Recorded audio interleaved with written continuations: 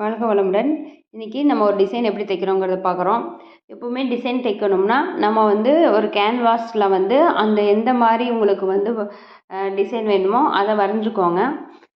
நம்ம வந்து பின்னாடி பேக் நெக் வந்து நம்ம லைனிங்லேயும் கட் பண்ணக்கூடாது. நீங்கள் ஒரு டிசைன் ப்ளவுஸ் தைக்கிறீங்கன்னா என்ன டிசைனில் நீங்கள் தைக்கிறீங்களோ அதுக்கு தகுந்த மாதிரி நம்ம கேன்வாஸில் கட் பண்ணிக்கோங்க. ஓகேங்களா?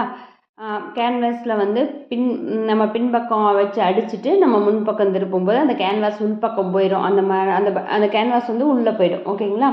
இந்த டிசைன் மேலே இருக்கக்கூடிய அந்த கிளாத்து தெரிகிற மாதிரி நம்ம பண்ணிக்கலாம். எப்படி வச்சு எப்படி பண்ணணும் அப்படிங்கிறது ஒவ்வொரு டிசைனுக்கும் ஒவ்வொரு மெத்தடில் நம்ம பண்ணுவோம்.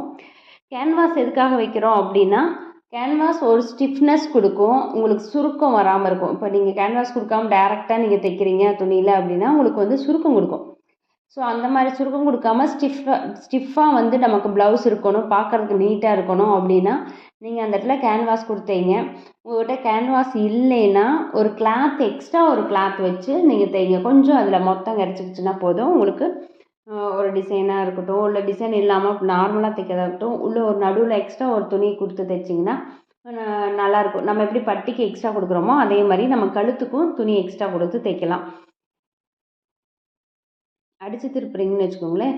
இப்போ நம்ம அடித்து திருப்பினோம்னா ப்ளைனாக வச்சு அடித்து திருப்போம். அப்படி திருப்பாமல் ஒரு துணி எக்ஸ்ட்ரா கொடுத்து அடித்து திருப்பி பாருங்கள், நல்லாயிருக்கும் நார்மல் ப்ளவுஸுக்கே. இப்போ நம்ம இது கேன்வாஸ் வச்சு அடிச்சிட்டோம் பாருங்கள். உள்பக்கம் வச்சு அடித்து அந்த பக்கம் திருப்பிடுவோம். அந்த கேன்வாஸ் வந்து உள் சைடு போய்க்கும், டிசைன் வந்து நமக்கு வெளியில் வர மாதிரி இருக்கும். நம்ம எப்போவுமே திருப்புறோம் அப்படின்னா அதில் கட் பண்ணிவிட்டு அதில் வந்து சின்ன சின்ன ஆர்க்காக போட்டுக்கணும்.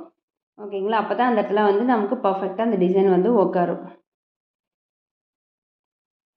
இப்போ கீழே வந்து நமக்கு கீழே ஒரு ஷேப் வருது டிசைனு.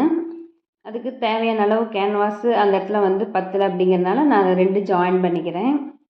இது ஏன் வேஸ்ட் பண்ணணும் அப்படின்னு சொல்லிட்டு நான் இதவே வந்து நான் ஜாயின் பண்ணி இதில் டிசைன் போடுறேன்.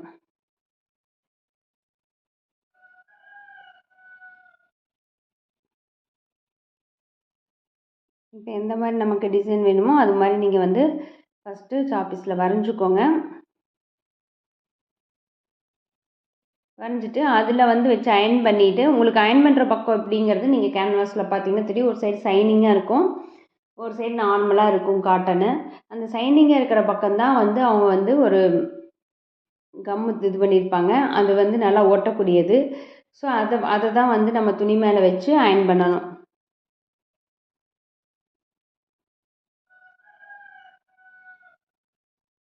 இப்போ இதில் வந்து கீழே ஒரு 1/2 இன்ச்சு மட்டும் நான் எக்ஸ்ட்ரா விட்டுருக்கேன். ஸோ 1/2 இன்ச்சுக்கு மட்டும் அடித்து நம்ம அடித்து திருப்பிக்கலாம். இப்போ அது சென்டர் பாயிண்ட்டு எப்போவுமே நம்ம பார்த்து தான் இதில் வைக்கணும். சென்டர் பாயிண்ட் கரெக்டாக வச்சா தான் உங்களுக்கு வந்து டிசைன் பார்க்குறதுக்கு நல்லாயிருக்கும். அதனால் மேக்ஸிமம் டிசைன்லாம் வச்சு தைக்கிறீங்கன்னா சென்டர்லேருந்தே ஸ்டார்ட் பண்ணிக்கிங்க தைக்க. அப்போ உங்களுக்கு வந்து தப்பாக வர்றதுக்கு வாய்ப்பு இல்லை.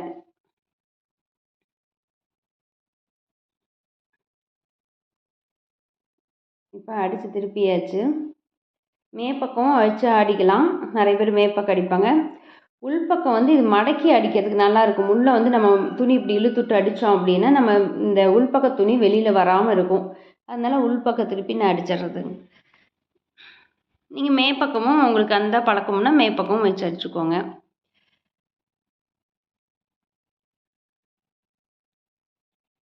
மேலே இருக்க துணிக்கு மேட்சாக நூல் போட்டுக்கோங்க. இப்போ இந்த பக்கம் கீழே இருக்கிறத வந்து நம்ம மடிச்சு அடிக்க போகிறோம். எப்போவுமே ஒரு படிமான தையல் போட்டுட்டு அடித்தோம்னா கொஞ்சம் பர்ஃபெக்டாக உட்காரும். இல்லைன்னா கையில் வந்து நகத்தில் ஒரு நீவிக்கிங்க. அதுக்கப்புறம் நீங்கள் மடித்து வச்சுக்கிட்டிங்கன்னா உங்களுக்கு நீட்டாக வரும். இதுவும் அதே மாதிரி நம்ம மேற்பக்கம் அடிக்கலாம்.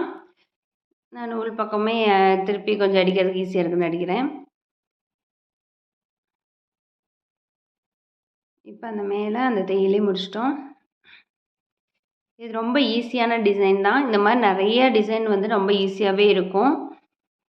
நம்ம வந்து நிறைய பேர்த்துக்கு டிசைன் வைக்க ரொம்ப டைம் ஆகுதுன்னா அது ப்ராக்டிஸ் பண்ண தான் அந்த டிசைன் வந்து நமக்கு வந்து ஸ்பீடாக கிடைக்கும், ஸ்பீடாக வரும்.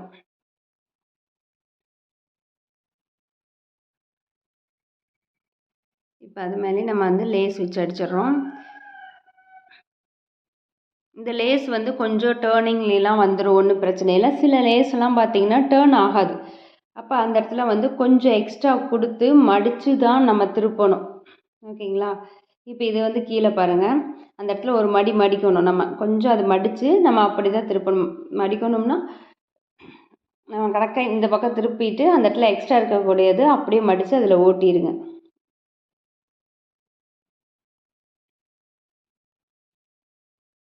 இப்போ அதிலே சைடில் இன்னொரு ஸ்டிச் போட்டுக்கலாம்.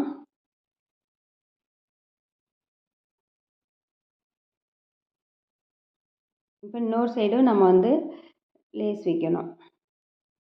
இப்போ ஃப்ரண்ட் சைடுக்கும் நம்ம இப்போ பேக் சைடு மட்டும் டிசைன் வச்சா பத்தாது, ஃப்ரண்டில் அதனுடைய கண்டினியூட்டி வரும். அதனால் ரைட் சைடில் இருக்கக்கூடிய நமக்கு ப்ளவுஸ் சைடுக்கு மட்டும் நம்ம டிசைன் வச்சா போதும். அதுக்கு அதே மாதிரி நம்ம டிசைன் வந்து ஒரு கேன்வாஸில் கட் பண்ணி துணியில் வச்சு அயன் பண்ணி இப்போ இதுக்கு எப்படி பேக் பண்ணோமோ அதே மாதிரி இதுக்கும் வச்சு அடித்து திருப்பி நீங்கள் மேலே வந்து அது மேலே லேஸ் அதே மாதிரி வச்சுக்கலாம். ஓகேங்களா? ஸோ இப்போ நம்ம ஒரு சைடு லேஸ் வைக்காமல் நம்ம 2 பக்கமும் லேஸ் வைக்க போகிறோம். நம்ம சில இதெல்லாம் வந்து வச்சு பார்த்தா தான் தெரியும், இது அழகாக இருக்கா, எந்த மாதிரி வச்சா லேஸ் இப்படி திருப்பி வச்சா அழகாக இருக்குமா, இதில் என்ன டிசைன் வைக்கலாம், இதில் எந்த கலரில் லேஸ் வைக்கலாம், இதெல்லாம் ஒன் டைம் நீங்கள் வச்சு பார்த்துக்கிட்டிங்கன்னா தான் உங்களுக்கு வந்து தெரியும். இப்போ இந்த கர்வ் ஷேப்லாம் ஒவ்வொரு டேர்னிங்க்கும் நீங்கள் எக்ஸ்ட்ரா கொடுத்து அந்த ஷார்ப்னஸ் கொண்டு வரணும். மடித்து அந்த ஷார்ப்னஸ் கொண்டு வந்து தைச்சிங்கன்னா தான் பார்க்குறதுக்கு நல்லாயிருக்கும். நீங்கள் அப்படியே நீங்கள் வச்சு தைச்சிட்டிங்கன்னா பார்க்குறதுக்கு நல்லா இருக்காது. ஸோ ஒவ்வொரு டேர்னிங்லேயும் நம்ம வந்து என்ன பண்ணுறோம், எக்ஸ்ட்ரா அப்படியே மடித்து வைக்கிறோம்.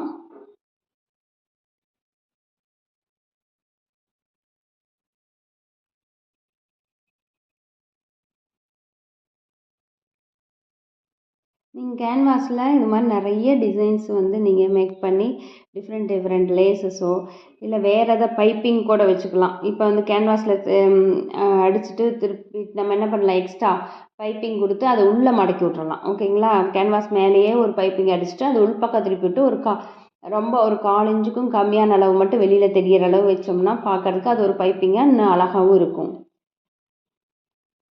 கான்ட்ராஸ்ட் கலரில் பைப்பிங் கொடுத்தோம்னா அதில் இன்னும் அழகாக பயங்கர அழகாக இருக்கும்.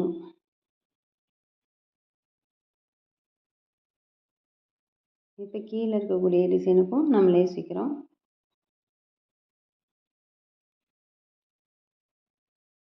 டேர்னிங் பாயிண்டில் ஏன் மடிச்சது கொடுத்துக்கலாம்.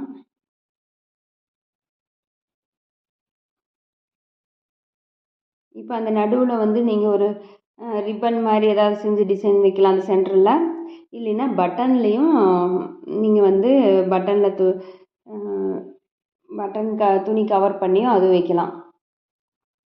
அலுமினியம் பட்டன் இருக்கும் கடையில், அலுமினியம் பட்டன் வாங்கி நீங்கள் துணி வந்து அதில் வச்சு நம்ம என்ன கலர் கிளாத் நமக்கு சீலை கலர் கிளாத்தே கிடச்சிதுன்னா அதே கலர் கிளாத் வச்சா இது பண்ணி கட்டி நீங்கள் அதில் கட்டிடலாம்.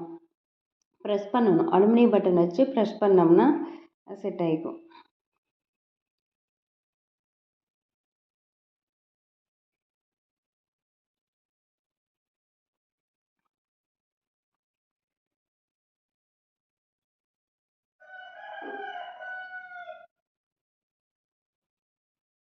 கீழே டிசைனும் அடிச்சு வச்சு மேலேயே அடிச்சு வச்சு ஃப்ரண்ட் சைடுக்கும் லேஸ் கொடுக்கணும்.